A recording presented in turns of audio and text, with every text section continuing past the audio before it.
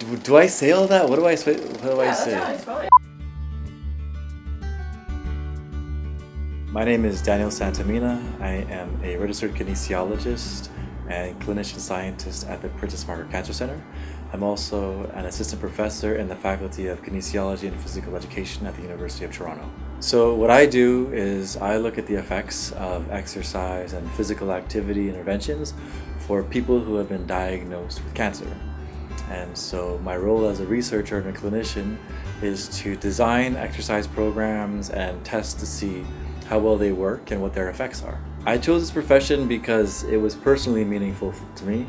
I had a friend who was diagnosed with cancer, and I saw how devastating the disease and treatment were on his ability to function. So I had a bit of a change in my career path and went from something like a sports physiologist or exercise physiologist towards something that had more of a focus on exercise and its effects on cancer outcomes. In a typical workday, I would usually meet with some of my colleagues or my team members and discuss one of the projects that we're working on.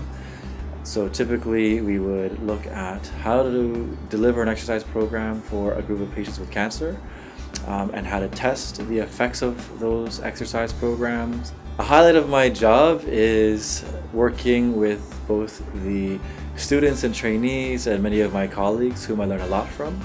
I think the real value I find in my job is that the exercise research that we conduct helps inform our ability to deliver care that includes exercise. So we do think that it makes an important difference in the lives of those who've been diagnosed with cancer.